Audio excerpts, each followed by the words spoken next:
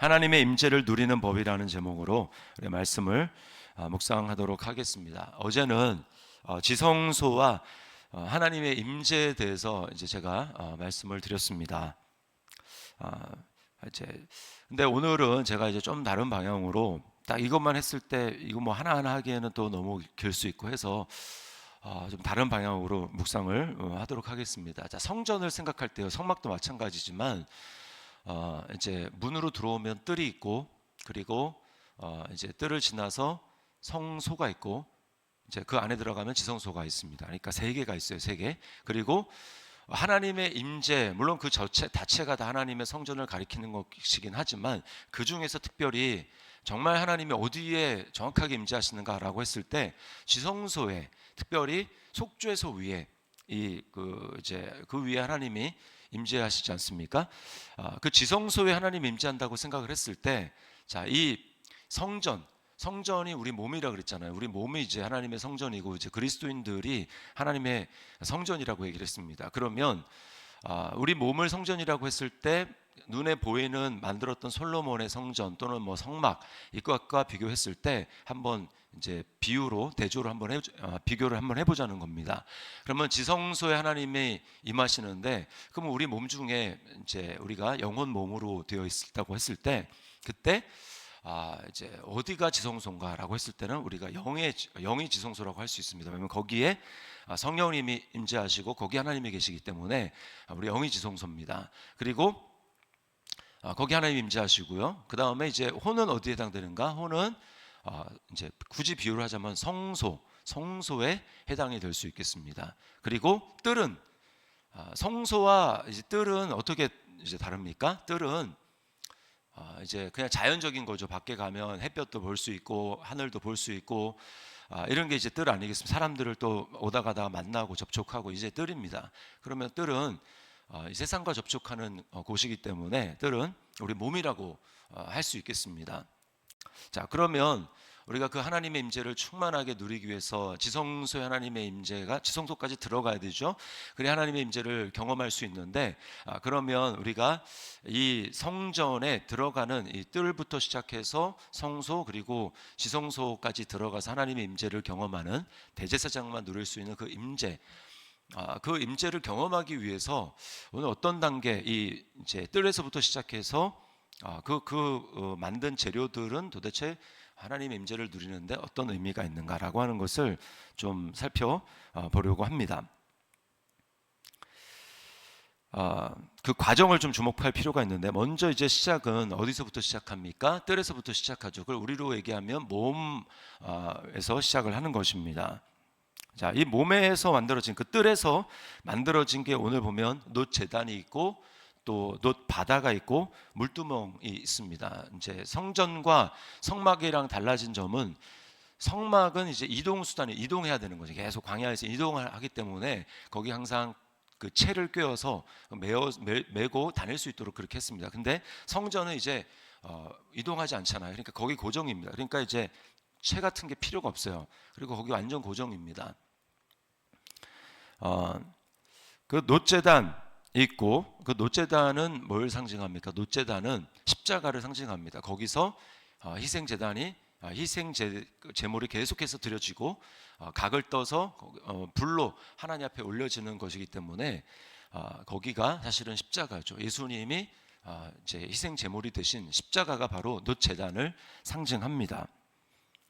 또 놋 바다와 물두멍, 이제 성전과 성막의 또 차이는, 성막에는 물두멍밖에 없었어요. 그러네요. 성전에는 없던 놋바다가 크게 새기고, 그리고 이제 또 놋바다보다 작은 물두멍을 10개를 배치를 했습니다. 놋바다와 물두멍은 뭘 상징합니까? 놋제단은 아까 이제 십자가를 상징한다 그랬는데, 하나님의 임재를 우리가 깊이 경험하기 위해서 꼭 기억해야 될 것이 뭐냐면 바로 십자가입니다. 십자가의 은혜, 예수 그리스도의 십자가 속죄 제물의 희생, 또 화목 제물이 되어서 하나님과 우리 사이에 막힌 담을 허무신 것, 에베소서 2장에 나오죠. 그것을 우리가 꼭 생각해야 됩니다. 내가 이것을 나의 노력이 아니라 단 한 번의 완전한 영원한 제사를 들으신 예수 그리스도의 공로, 그 희생, 그 은혜, 그것을 기억하면서 하나님 앞에 나아가야 됩니다. 놋제단. 그 다음에 놋바다와 물두멍은 뭡니까? 씻는 거죠. 씻는 거. 회개. 회개입니다. 회개. 놋바다는 오늘 제사장이 씻는다고 했고요. 물두멍은 제물을 씻는다라고. 원래는 이제 성막에서는 구분이 없었는데 이제 성전에서는 이렇게 구분을 지었습니다. 이 회개인데, 회개는 뭘 회개입니까? 우리가 맨 처음에 회개는 어디에서 시작했습니까? 예수님을 처음 영접할 때 많은 우리가 범죄의 행위들이 있겠지만, 특별히 우리가 그걸 일일이 할 수는 없고 어떻게 받아들였습니까? 내가 내 주인 되어서 살았던 삶, 나 중심으로 살았던 삶에서 이제 하나님이 나의 주인이시고 하나님이 내 삶의 중심이 되십니다. 이것을 하나를 받아들인 거 아니겠습니까? 이제 주님이 주인이십니다. 주님이 왕이십니다. 주님이 하나님이십니다 라고 하는 것을 받아들인 거죠.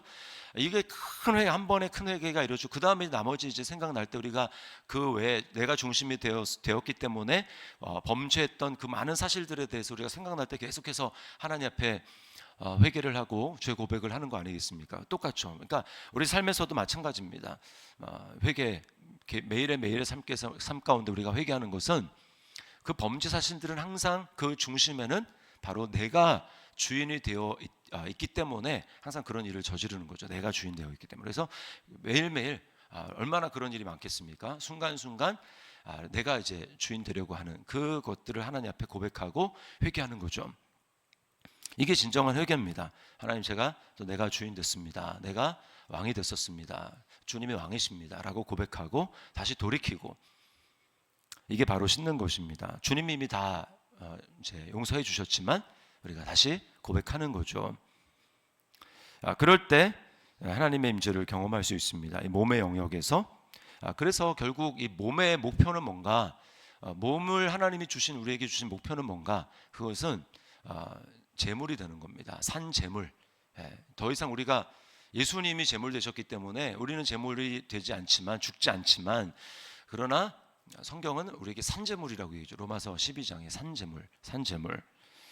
그 산 제물의 삶은 로마서 6장 12절로 13절 이렇게 얘기합니다. 그러므로 너희는 죄가 너희 죽을 몸을 지배하지 못하게 하여 몸의 사욕에 순종하지 말고, 또한 너희 지체를 불의의 무기로 죄에게 내주지 말고, 오직 너희 자신을 죽은 자 가운데서 다시 살아난 자 같이 하나님께 드리며 너희 지체를 의의 무기로 하나님께 드리라. 여기 죽을 몸, 또 지체, 다 이게 몸을 얘기를 하는 겁니다. 결국 내 몸이, 결국은 나라는 존재는, 혼이라는 존재는, 혼이 이제 나를 드러내는 것인데, 혼이라는 존재는 결국 몸을 통해서 표현되는 거잖아요. 몸이 없으면 어떻게 우리가 표현할 수 없잖아요.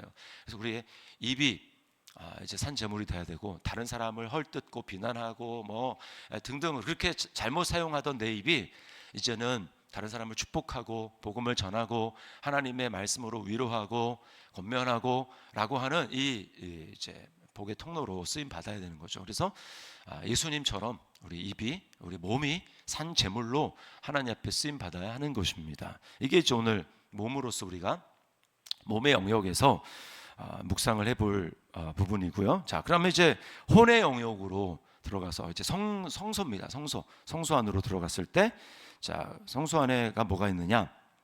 금 등잔대 10개, 진설병장 10개, 그다음 뭐 여러 가지 또 많은 것들이 있고, 또 금제단, 이렇게 돼요. 큼직한 거 따지면 세 가지입니다. 또 이것도 성막이랑 달라진 점이 뭡니까? 성막에서는 딱 하나씩 있었습니다. 하나씩. 이제 촛대, 금 등잔대도 하나, 그다음 진설병상도 하나, 그리고 이제 제단도 하나죠. 제단은 여기에 딱 하나인데, 등잔대가 10개, 진설병상을 10개라고 얘기를 하고 있어요. 7절과 8절, 그 다음에 19절로 22절 얘기를 하고 있습니다. 자, 금 등잔대는 뭘 상징하는가? 금 등잔대는 빛이신 예수 그리스도를 상징합니다. 금 등잔대. 그러니까 우리의 혼, 나의 정신, 이것을 밝혀주는 빛은 무엇인가? 그것은 세상 사람들의 소식, 또 세상의 어떤 철학, 세상의 어떤 사조, 심리학 등등 그런 것이 아니라, 우리가 빛으로 삼고 날마다 쫓아가야 될 것은 뭡니까? 이제 빛이신 예수 그리스도, 또 빛이신 하나님 말씀. 그래서 시편 119편 105절 말씀에 주의 말씀은 내 발의 등이요 내 길의 빛이니이다. 그리고 주의 말씀은 뭡니까? 그 말씀이 눈에 보이게 성육신, 이제 몸을 입고 오신 분이 예수님이죠. 그러니까 항상 말씀하면 우리는 성경 말씀도 말씀이지만 예수님을 항상 생각해야 되잖아요. 그 예수님이 빛이라는 겁니다. 하나님 말씀이 빛이고 예수님이 빛이에요. 그래서 우리가 날마다 하나님 앞에 기도해야 됩니다. 말씀 앞에 나아갈 때마다 주님이 말씀으로 내 혼이 지금 뭘 붙들고 있는지 깨닫게 해주십시오.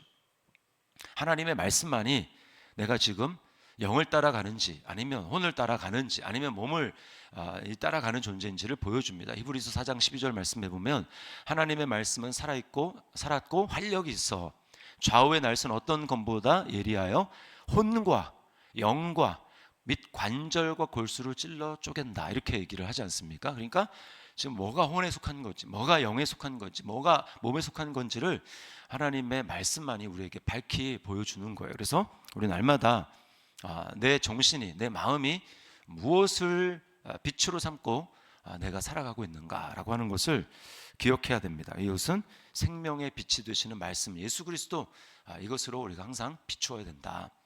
그럴 때 우리가 어리석은 자가 되지 않을 수 있습니다. 자, 그 다음에 진설병상이 나오죠. 진설병상, 이제 8절 상반절과 19절에 나오는데, 자, 이 진설병상도 생명의 떡 되신 예수 그리스도를 나타냅니다. 하늘로 내려온 산떡이다. 오병이어 사건에서 예수님이 요한복음 6장에 그렇게 말씀하시죠. 이 예수 그리스도예요. 그래서 날마다 내가 예수님을 먹고 마시는가, 예수님을 먹고 마시는가, 육신의 양식을 먹고 마실 때마다 나는 오늘 예수님을 먹고 마셨는가, 말씀을 묵상하면서 예수님을 깊이 생각하고 묵상했는가, 그것을 기억해야 됩니다. 그래서 오직 내 마음의 지식이 다른 것이 아니라 나의 표대가 되시고 나의 기준이 되시고 나의 모든 것이 되시는 예수 그리스도로 새로워지고 있는가, 우리가 이것을 기억해야 합니다. 그래서 날마다 말씀으로 예수님으로 우리의 지식을, 마음을 새롭게 해야 됩니다. 로마서 12장 2절 말씀에 너희는 이 세대를 본받지 말고 오직 마음을 새롭게 함으로 변화를 받아 하나님의 선하시고 기뻐하시고 온전하신 뜻이 무엇인지 분별하도록 하라. 새로워지기 위해서는 우리의 생각이 계속해서 새로워져야 됩니다. 그래서 골로새서 말씀에 뭐라고 얘기합니까? 우리가 새 사람을 입었으니 이는 우리를 창조하신 이를 따라서 지식에까지 새롭게 하심을 받은 자니라, 이렇게 얘기를 합니다. 지식에까지. 그러니까 거듭났다고 얘기를 하는데 우리 지식이 새로워지지 않고, 지식은 과거의 습관과 과거에 나를 이루어왔던 그런 어떤 이제 그러한 지식들에 묶여 있다면, 그래서 내가 반응하는 것이 과거의 나의 생각대로 내 습관대로 이제 모든 것을 관계하면서 그렇게 살아간다? 그럼 전혀 새로운 게 나올 수가 없는 겁니다. 새로운 것은 지식이 새로워질 때 생각하는 것들을 새롭게 하고, 그래서 나라는 존재는 누군가, 또 가정이라는 것 도대체 뭔가, 전통적으로 사회에서 얘기하는 그런 가족, 혼인 이것이 아니라 말씀이 얘기하는 가정은 도대체 뭔가, 이런 것들을 계속해서 하나님의 말씀으로 예수님이 정의하는 방식으로 지식을 계속해서 새롭게 하지 않으면 우리는 세상을 따라갈 수밖에 없는 거죠. 그래서 고린도후서 10장 5절에는 또 이렇게 얘기합니다. 하나님 아는 것을 대적하여 높아진 것을 다 무너뜨리고 모든 생각을 사로잡아 그리스도에게 복종하게 하니, 이렇게 한 만큼 내 삶에 하나님을 경험할 수 있고 하나님의 능력을 체험할 수 있습니다. 왜? 예수님을 믿었다고 하는데 내 삶에 하나님의 기적이 나타나지 않습니까? 기도의 응답이 나타나지 않습니까? 생각을 전혀 새롭게 하지 않아서입니다. 생각을, 영은 보이지 않는데 거듭났다고 하는데 그건 느껴지지 않지 않습니까? 근데 생각은 여전히 세속적인 사고방식에 하면서 그걸 나라고 믿고 있기 때문에 하나님의 진리의 말씀대로 생각이 새로워지지 않아서 우리는 경험할 수 없는 거예요. 자, 그 다음에 세 번째는 금제단입니다. 금제단은 기도의 향이죠. 향을 사르는 거 아닙니까? 거기에 향을 살라서 이제 지성소로 들어가기 전에 거기를 이제 향으로 가득 채우고 연기로 가득 채우는 것이죠. 자, 이건 뭘 상징하냐면 바로 기도의 향을 상징하는 것입니다. 이렇게 할 때 비로소 우리가 지성소에 들어가 하나님의 그 임재를 깊이 경험할 수 있게 되는 것입니다. 자, 몸에서부터 시작해서 예수 그리스도의 보혈, 노제단, 그 다음에 노바다 물두멍 회개, 내가 내 중심이 되었던 거 회개하고, 그리고 내 산재물이 되겠습니다. 이 결단이죠. 그리고는 이제 금등잔대, 예수 그리스도와 또 말씀의 빛으로 밝히고, 그리고 진설병상, 이걸 가지고 예수님, 생명의 떡 되신 예수님을 먹고 마시면서 예수님과 교제하고, 그래서 뭘 기도가 하나님 앞에 뭘 달라고 구하는 것 이전에 그냥 하나님을 기뻐하는 겁니다. 주님을 사랑한다고 고백하는 겁니다.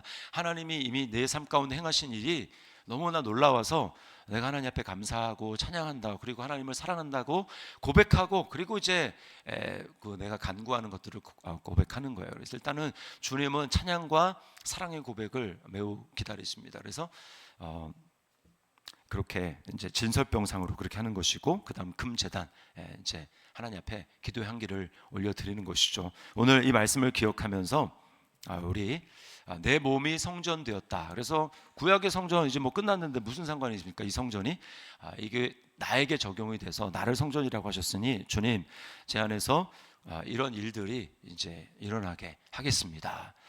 그렇게 오늘 하루 하나님의 임재를 충만하게 누리며 사는 우리의 삶이 될 수 있기를 주님의 이름으로 축원합니다.